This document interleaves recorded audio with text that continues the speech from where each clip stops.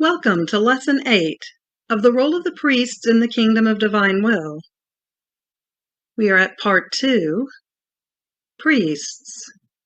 Subsection 1, the Call of Priests in the Holy Divine Will. Portion 3.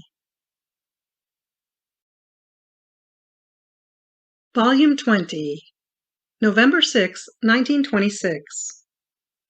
Jesus promises to bring Luisa to heaven when he has completed his manifestation. The new apostles of the Fiat. How the one who lives in it centralizes the heavens, the sun, and everything within herself. I was feeling all oppressed under the weight of the privation of my sweet Jesus.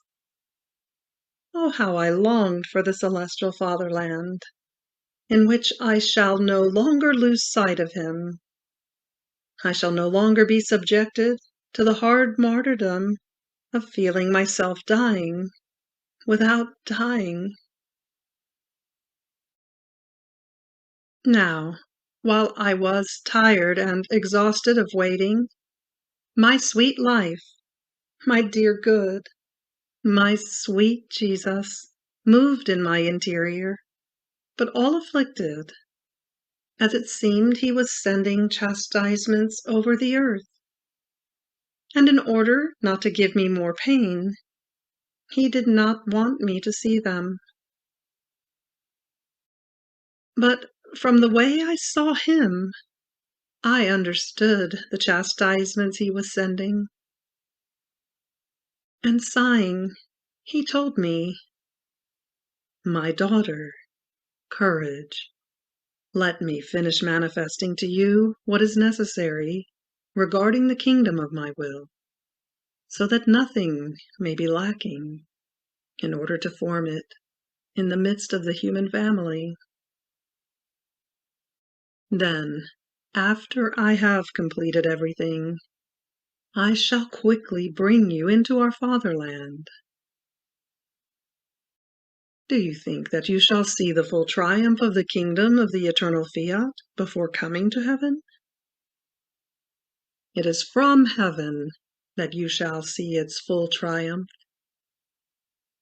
It shall happen to you as it happened to me, with the kingdom of redemption.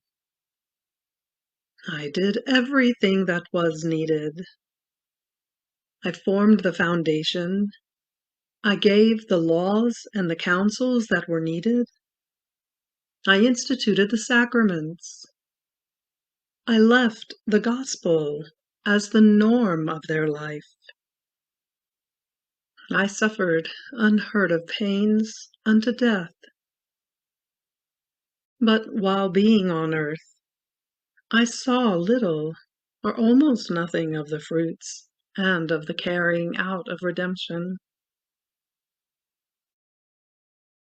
After I had done everything and had nothing left to do, I entrusted everything to the apostles, that they might be the criers of the kingdom of redemption, so that the fruits of the works I did for the kingdom of redemption might come out.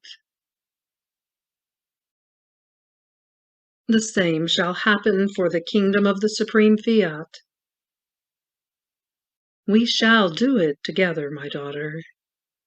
Your pains, your long sacrifices, your incessant prayers that my kingdom may come soon, and my manifestations about it.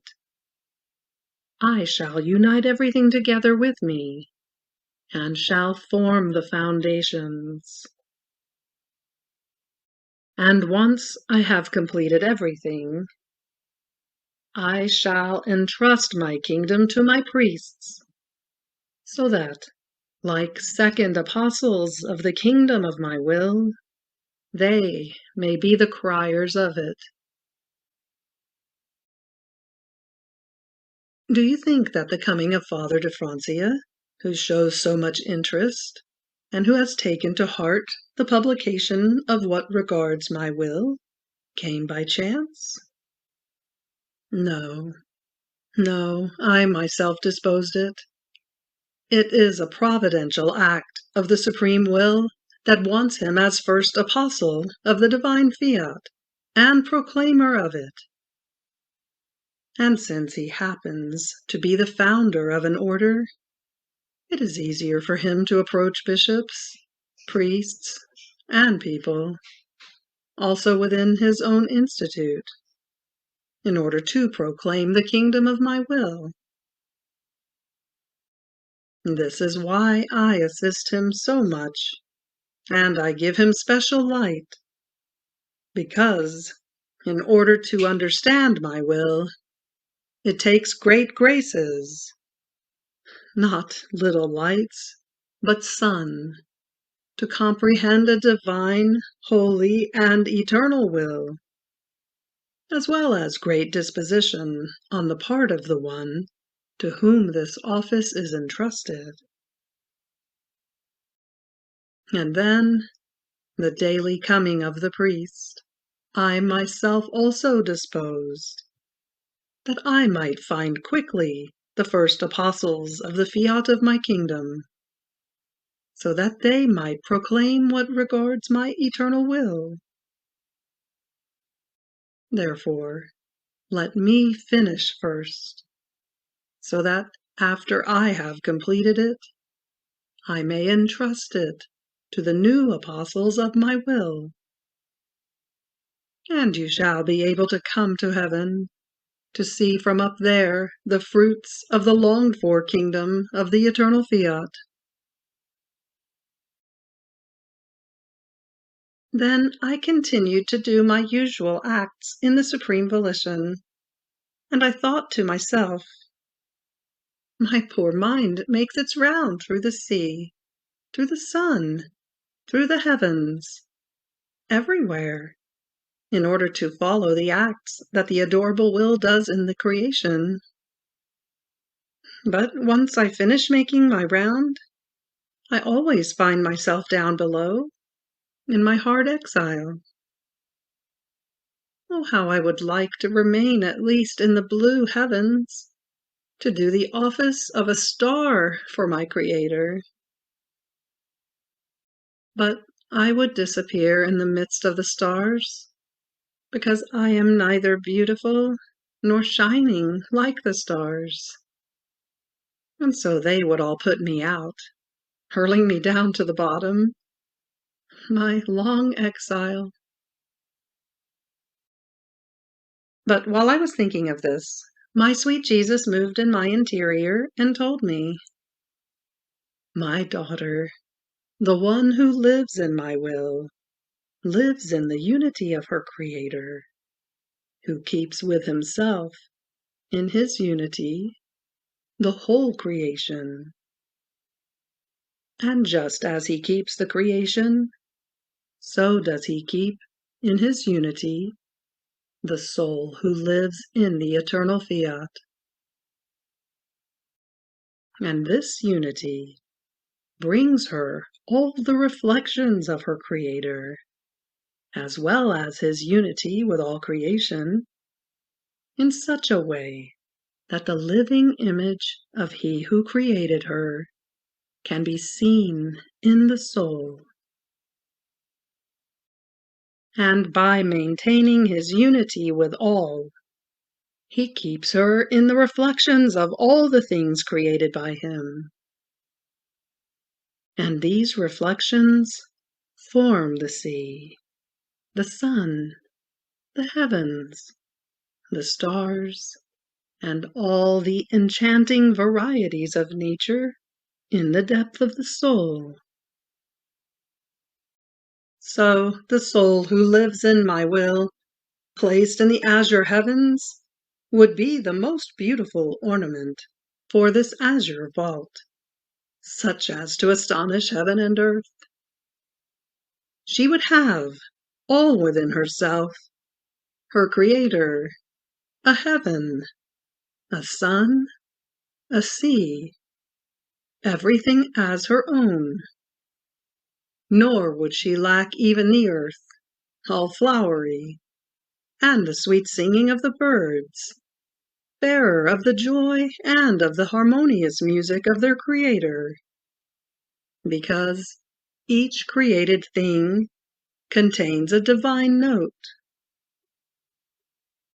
Therefore, instead of hurling you down, they would aspire to keep you in their midst, because among the many prodigies that my will contains, it has the power to portray all of our works in the soul, and to centralize all of its acts in her.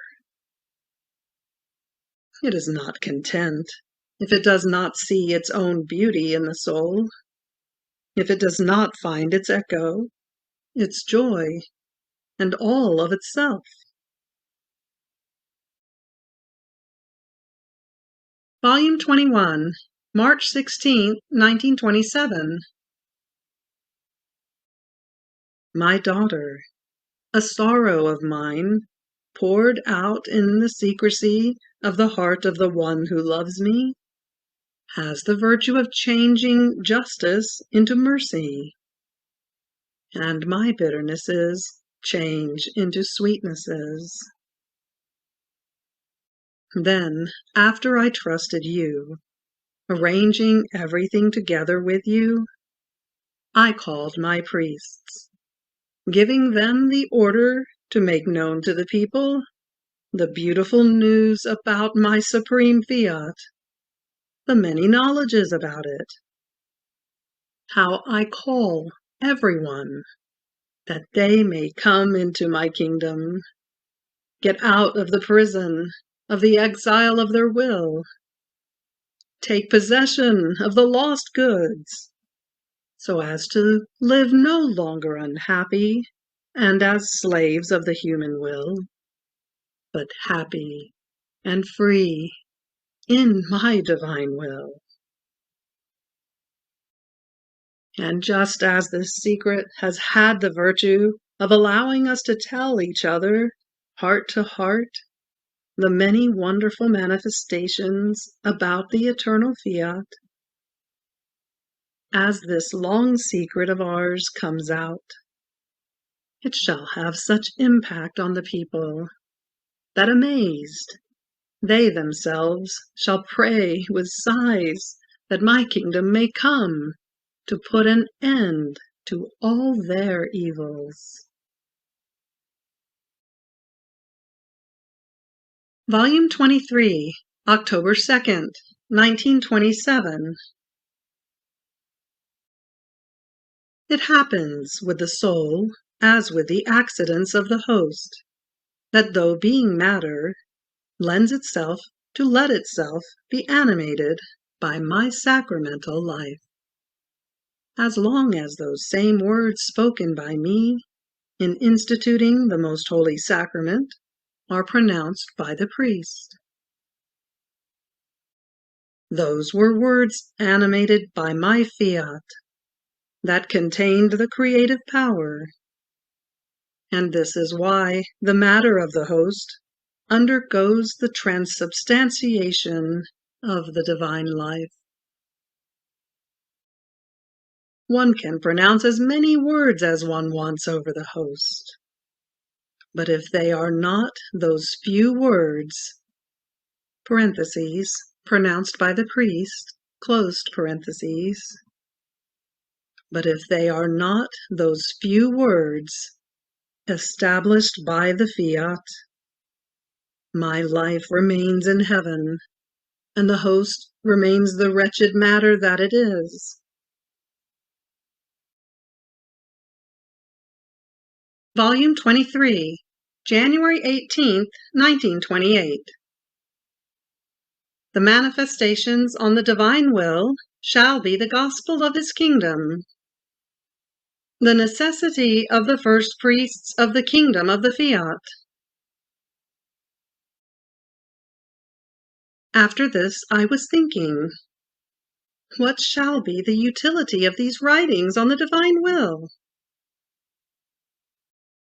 And my highest and only good, Jesus, moving in my interior, told me, my daughter, all of my works hold hands, and this is the sign that they are my works, that one does not oppose the other. On the contrary, they are so bound among themselves that they sustain one another.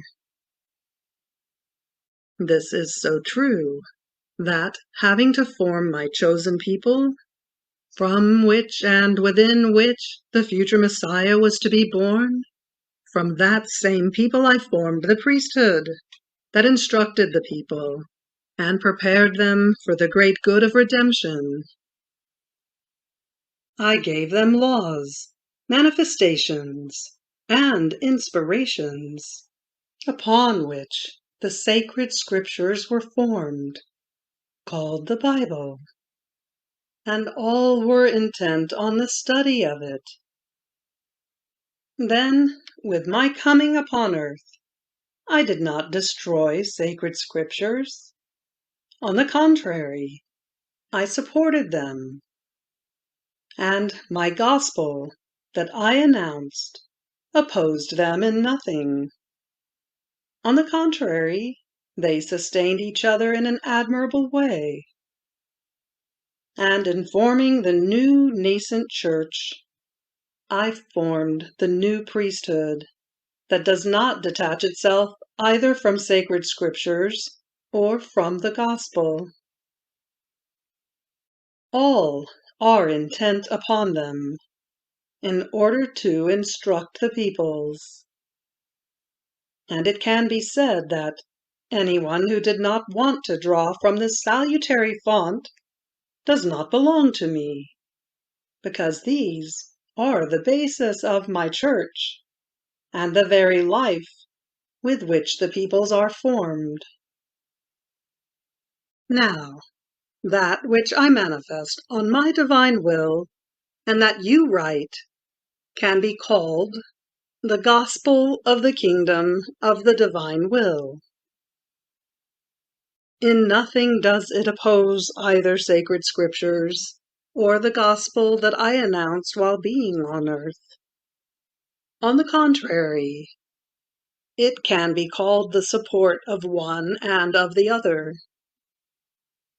And this is why I allow and I call priests to come, to read the gospel, all of heaven, of the kingdom of my divine Fiat, so as to say, as I said to the apostles, preach it throughout the whole world. In fact, in my works, I make use of the priesthood. And just as I had the priesthood before my coming in order to prepare the people, and the priesthood of my church in order to confirm my coming, and everything I did and said, so shall I have the priesthood of the kingdom of my will. Here is the utility of the many things I have manifested to you, the many surprising truths, the promises of the so many goods that I must give to the children of the Fiat Voluntas Tua. They shall be the gospel, the basis, the inexhaustible font from which all shall draw the celestial life, the terrestrial happiness, and the restoration of their creation. Oh, how happy they shall feel, those who with yearning shall drink in large gulps from these fonts of my knowledges, because they contain the virtue of bringing the life of heaven and of banishing any unhappiness. Then, in hearing this, I was thinking to myself about the big issues concerning the writings on the divine will that are in Messina, brought there by the blessed memory of Venerable Father de Francia. How myself and my other superiors absolutely want them here, while the superiors in Messina, rigorously recommended by the Venerable Father before dying, want to keep them over there, for their publication when God pleases. So we do nothing but send letters of fire back and forth, them to keep them, and us to get them back. And I was feeling all worried, bored, and tired, and was saying to myself, how could Jesus allow all this? Who knows whether he too feels disappointed? And he, moving in my interior, told me, my daughter, you are worried, but I am not disappointed at all. On the contrary, I enjoy in seeing the interest that priests take in these writings that shall form the kingdom of my will. This means that they appreciate the great good of them, and each one would want to keep such a great treasure with himself, to be the first to communicate it to others. And while the issue of who is going to win lasts, one approaches the other in order to consult one another on what to do. And I enjoy that more of my priests get to know that there is this treasure so great of making known the kingdom of my divine will. And I use this to form the first priests of my coming kingdom of my Fiat. My daughter, it is a great necessity to form the first priests. They shall serve me like the apostles served me to form my church. And the priests, who shall occupy themselves with these writings in order to publish them, putting them out to print them, to make them known, shall be the new evangelists of the kingdom of my supreme will. And just as the ones who are most mentioned in my gospel are the 4 evangelists who wrote it, to their highest honor and my glory, so it shall be for those priests who shall occupy themselves with writing the knowledges on my will in order to publish them. Like new evangelists, there shall be greater mention of them in the kingdom of my will, to their highest honor and my great glory, in seeing the order of the creature, the life of heaven on earth, the only purpose of creation, return into my bosom. Therefore, in these circumstances, I expand the circle, and like a fisherman, I catch those priests who must serve me for a kingdom so holy. Therefore, let me do, and do not be worried. Volume 23, February 5th, 1928. Promise in Eden of the Future Redeemer. Solemn promise in the Our Father of the Kingdom of the Divine Will. How God feels the joy of creation being repeated. My poor mind feels as though fixed in the supreme Fiat, and I feel like a little girl who, since she likes the beautiful lessons of her beloved teacher, always hangs around her, asking her 1,000 questions, to have the pleasure of hearing her speak and of learning new, more beautiful lessons. And while the teacher speaks, she remains there with her mouth open, listening to her. So many are the beautiful surprises that she gives her with her lessons. Such am I, a tiny little one hanging around the light of the divine will, more than teacher, wanting to draw its life from the beautiful lessons it gives to my little soul. And because I am little, it delights in making me content, giving me such surprises of divine lessons never thought of by me. So, while I was thinking about the kingdom of the divine will, and its reigning upon earth seemed as though difficult to me, my beloved Jesus, coming out from within my interior, told me, my daughter, As Adam sinned, God made him the promise of the future Redeemer. Centuries passed, but the promise did not fail, and the generations had the good of redemption. Now, as I came from heaven and formed the kingdom of redemption, before departing for heaven, I made another promise, more solemn, of the kingdom of my will. And this was in the Our Father. And so as to give it more value, and to obtain it more quickly, I made this formal promise in the solemnity of my prayer, praying the Father to let his kingdom come, that is, the divine will on earth as it is in heaven. I placed my very self at the head of this prayer, knowing that such was his will, and that, prayed by me, he would deny me nothing.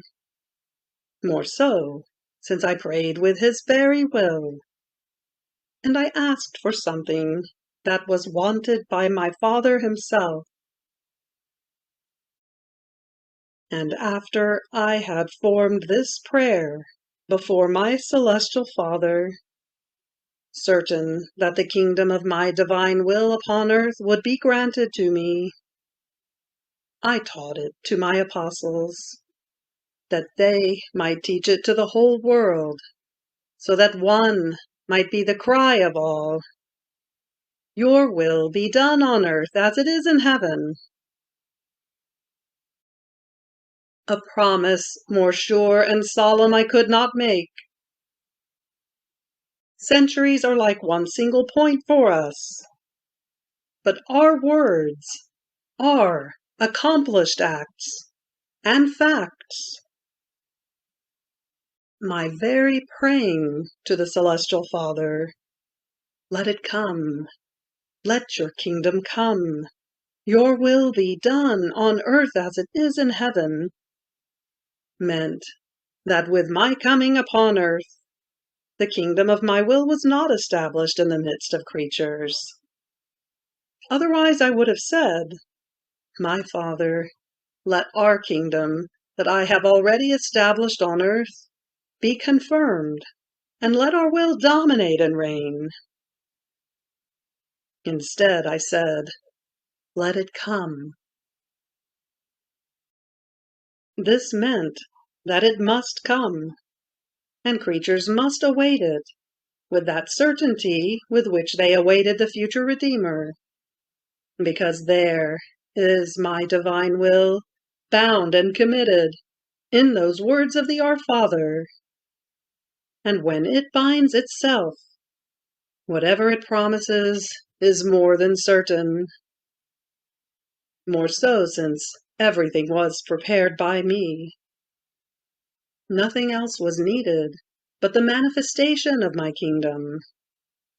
And this I am doing.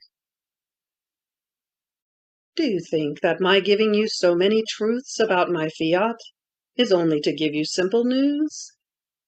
No. No, it is because I want everyone to know that its kingdom is near, and to know its beautiful prerogatives, so that all may love, may yearn to enter, to live in a kingdom so holy, full of happiness and of all goods. Therefore, that which seems difficult to you is easy for the power of our fiat, because it knows how to remove all difficulties and to conquer everything, the way it wants and when it wants.